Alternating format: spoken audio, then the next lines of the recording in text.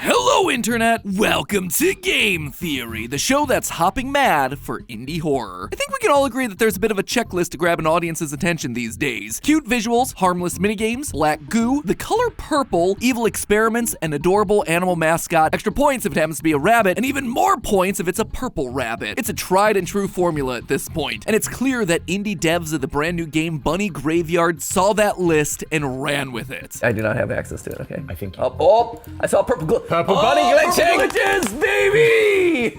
Check it off on the XYZ alpha axis. In the new game, The Bunny Graveyard, we meet a cute rabbit character named Skye, as well as her subservient glove friends, the Handypals. We play minigames that range from gardening to fishing to Punch-Out, of all things. Oh, this is Punch-Out. All the while collecting mysterious notes as Skye begins to reveal her true colors. She-Urple. Oh, you're just a Shadow Bunny now. Shadow Bunny or Shadow Bonnie? Turns out Skye's real name is Sylvie. She's spitting up black goo, creating monsters, and trying to kill us like every good villain does. Eventually, we figure out how to escape. We jump into a purple portal and find ourselves face to face with Skye, the real Skye, and then credits roll. And honestly, that could have been the end of it. A nice, fun, charming little indie horror game experience with a cute art style. But of course, it doesn't end there. This is peak indie horror, my friends, because just before we manage to escape, Sylvie warns us that this world is not as it seems.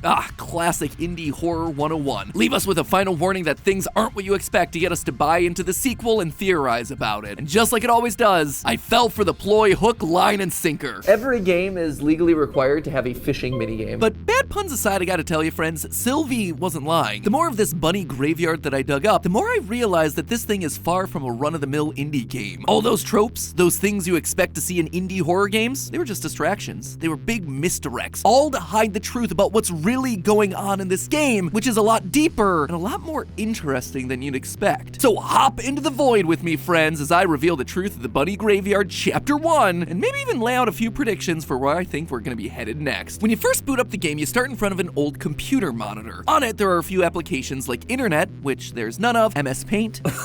Brilliant! Can I print it? That was actually a trash can. Damn it! We also have what appears to be a heart monitor tracking two characters. A bunny with a heart eye and another with a circle eye. I'm gonna put a pin in the orange guy for now, but I think it's pretty clear that the heart bunny is Skye, the one we meet at the end of the game, because, well, look at her, she's got a heart over her eye. It is not very difficult to put two and two together there, friends. On Pinchin' Games' official website, we actually get character descriptions, and Skye's tells us that she's, quote, a young bunny who lost her eye in a traumatizing incident that she seems to have forgotten about. Maybe this system is designed to monitor her health? Maybe she's in a coma before we arrive at her door. It's possible, but we need to go a bit deeper to figure out the truth here. And as you can tell, this game does a great job of setting off the theory senses from frame one. Given that we're monitoring bunnies on this computer, it only makes sense for us to click on the last main icon on the screen that's just that, a bunny. Except we don't seem to have access to it. But when has that ever stopped a gamer before? So I just kept on clicking until something happened when I finally had to chase a manta ray, I think? It's kind of hard to tell, but regardless of what it is, after that quick chase sequence, a purple crack in the screen releases a white light. Next thing we know, our cursor looks a little different, more expressive. Less like a normal computer character and more like a character in a game. We then fall into a new world. But you'll notice, just before we land, we're asked to pick a game to play. Our option is Bunny Garden, but Bunny Garden isn't the game we're playing. This whole time, I've been calling it the Bunny Graveyard, and that's the game that I have on Steam, so why is the title here different? Well, it's because when the purple void opened up in the computer, the cursor wasn't the only thing that got sucked in, we got sucked in with it. The white light actually passes beyond the screen, filling the whole image, and now there's no screen dividing us. We're trapped inside the video game as the cursor character, a character which doesn't belong. Everyone seems to comment on the fact that we don't look like the other Handypals, which means that everyone is unaware that this is a computer game. Everyone, that is, except for our evil purple bunny friend, Sylvie. While she's shocked when we're first introduced to her, she never once brings up the fact that we're different. In fact, she actively treats us like we're perfectly normal. That's great. It makes me so happy to see little hands like you hanging out around here. Not only that, but during the fishing minigame, Sylvie slips and almost spills the beans on who we truly are. Nelson, you go with the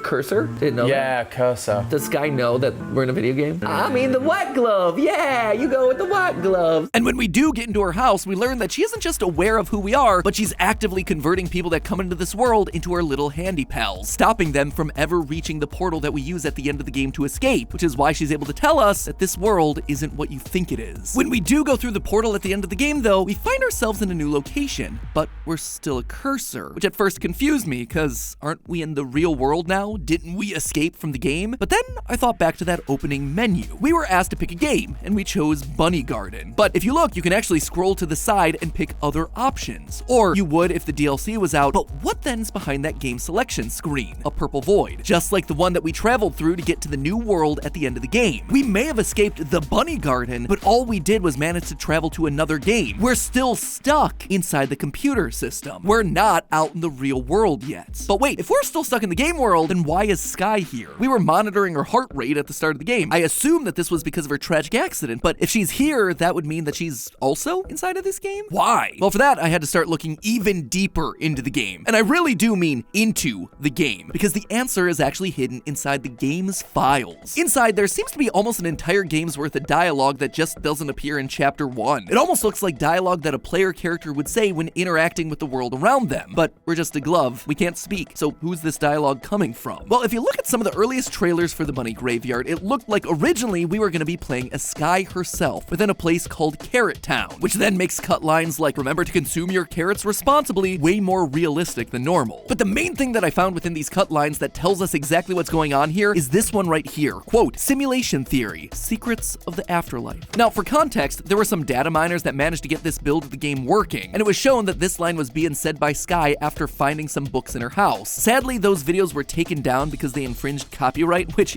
completely justified there, but it just means that I can't show you, so you're just gonna have to take my word for this evidence point. Anyway, what these data miners were able to produce looked identical to some of the trailers that we've seen from before Chapter 1's release. And given that the dialogue is in the game's files, and in that game we play as Skye inside the house from the end of Chapter 1, I have a feeling this might be early hints as to what's gonna be happening in Chapter 2. Now, for those of you who aren't aware, simulation theory is the idea that our universe, including all planets, galaxies, and life forms, are part of a simulation. It's like the Matrix, except with rabbits. Someone in Skye's world has become suspicious of the same thing that we've figured out, that they might be living inside a computer. But it's that second bit that really stood out to me. Secrets of the afterlife. Why would whoever's looking into them being inside of a simulation also be looking into what happens when we die? Unless that's exactly why they're in the simulation to begin with. What if Skye isn't in a coma or recovering from some tragic accident, but instead she died in that accident, and her remaining consciousness was uploaded into the system in order to keep her alive in some form? Suddenly, the name of this game makes complete sense. Bunny Graveyard. We're sucked into a computer that is literally the graveyard for dead bunnies like Skye, being kept alive in a new digital form. And thanks to the teaser released by Pichon Games a year before its release, titled 4/1/1992, I think we have ourselves a date for when this incident began. April 1st, 1992. Although, I suppose it could be the 4th of January 1992, because the developers are Cuban, and in Cuba they actually do day, month, year for their calendar dates. But either way, it is 1992 for certain, which was over 2 decades ago at this point, which itself might explain why there are so many cobwebs around. This cobwebs, we gotta clean this off. But this incident didn't just involve one rabbit, remember? At the start of the game, we saw 2 heart monitors, one for Skye and one for someone else. If we want to get the full picture here, we're gonna need to figure out who this other bunny is. And to do that, I'm gonna need you to prove that you aren't also in a simulation by hitting that subscribe button. Fun fact, by the way, I don't know if you're aware of this, but YouTube just added a new feature where if I say subscribe to the channel, the subscribe button should glow or sparkle for you for some reason. And then if you actually hit the button at that point, it like explodes. I'm not 100% sure. It has not worked on any of my devices. I don't know what my problem is, but hey, if you're subscribed to the channel already, unsubscribe and then re-hit subscribe just so you can get that little burst of dopamine. And if you're not subscribed to the channel, hit it anyway, because hey, well, that subscribe button gave you a little burst of dopamine. This channel will give you a big burst of dopamine every single week with our amazing episodes. Anyway, let's go talk about that mysterious other rabbit, shall we? The mysterious character that we only know by one letter, C. Throughout the course of the game, you find a handful of notes written by a mysterious character called C. The notes themselves don't really tell us anything important. It's just someone like us exploring this place for the first time and noting down everything they witness. Rabbit-like creatures gardening, the amazing architecture of the maze, the giant fish that tries to kill us later on. But it's not the contents of the notes that are the most interesting. anything, it's the numbers on the top of those notes. These notes are numbered 13 to 16, which is odd since,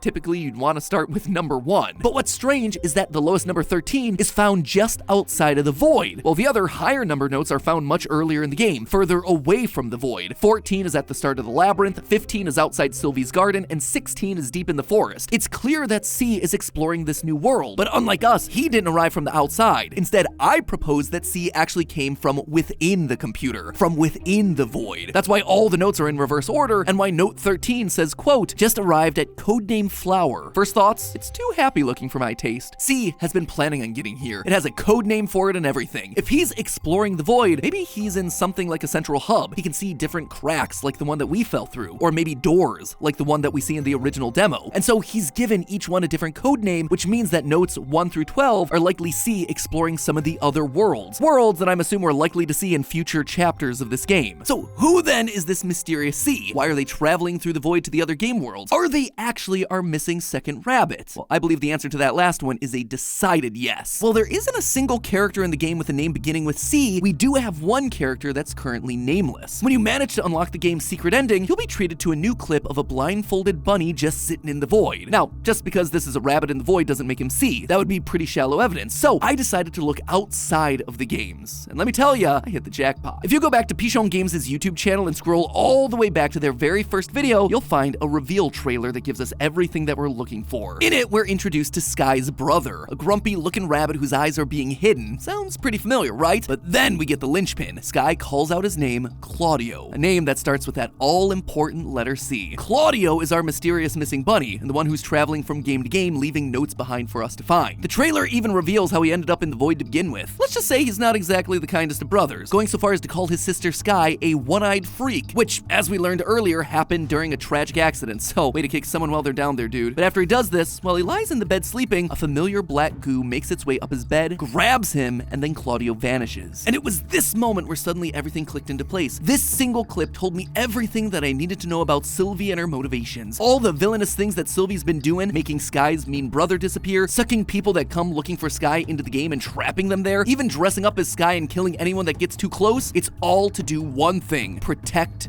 Skye. That's right, in classic game theory fashion, the villain is the good guy all along. If you were trying to keep something really valuable on your computer, would you leave it completely unprotected? No, you'd set up firewalls, safety protocols, passwords, something to make sure that no one could get to it, mess with it, or delete it entirely. Call me crazy, but I think that would be doubly true for keeping a digital consciousness alive. And that is what I believe Sylvie to be. Because while I've been calling her Sylvie this entire time, in the credits, we see something slightly different. It's definitely still Sylvie, but it's written as S1LV13. That, my friends, is elite speak and very reminiscent of computer code. She is a safety protocol, a program that's only job is to protect Skye's consciousness. However, clearly she's gone full Ultron on us and decided that everyone and anyone is a potential threat to Skye. That's why in the demo she says, quote, "You're here for her, aren't you?" And we follow a black bunny through the forest to the void where we get sucked in. She's leading us into a trap so we can't possibly hurt Skye. It's why she dresses as Skye, so when people come into her world looking for the real Skye, they're given a false sense of security. They found who they're looking for. It also allows Sylvie to remove any potential threats from the picture easily, converting all the cursors into Handypals using her corrupted code and getting them to obey her. And if they don't, well, she could just bump them off. But the detail that really seals the deal here, the one that supports this theory more than anything else, in her character profile on Pichon Games' website, it asks us this, quote, "Why did she pretend to be Skye? And is she really all that bad?" Well, given everything else we've seen from her in the game, yeah, she would seem pretty bad. Unless, of course, she's doing it for reasons that she believes are good, protecting a poor, helpless rabbit with only one eye. I guess I shouldn't be too quick to judge purple bunnies, but then again, can you blame me? So there you have it, the real story of the bunny graveyard. A tragic tale of two bunnies fighting for their lives inside a simulated reality, only for the system designed to protect them to go rogue, killing anyone that comes near and sending one of them hurtling through the void to fend for themselves. But now that we've escaped and woken up Skye, I have a feeling Sylvie is going to be pretty mad about that. And given how crazy she already was, things are only going to get more dangerous from here. In some sneak peeks, we've already seen more black bunny creatures, much bigger and more terrifying than Sylvie appeared in Chapter 1. But there's also what I can only imagine is the evolved version of the glove spider monsters from Chapter 1, now having tied up other bunnies from this world. Presumably everyone that Sylvie saw as a threat to Skye. And maybe, just maybe, when we, the brave little cursor, find our way out of the simulation and back to reality, we can take Skye and Claudio with us, allowing them to live the lives that they never got to have. We just gotta hope that their overprotective security program doesn't manage to follow us through. But hey, that's just a theory. A game theory. Thanks for watching. And if you want to see me and Tom trying to solve this game in real time, while also struggling to beat the simplest minigames, that GT Live is over on the left. Or, if you fancy something a little less chaotic, you can always watch our video on the grandfather of indie horror, Slender Man. That theory is over on the right. As always, don't forget to subscribe, my friends, and I'll see you all next week.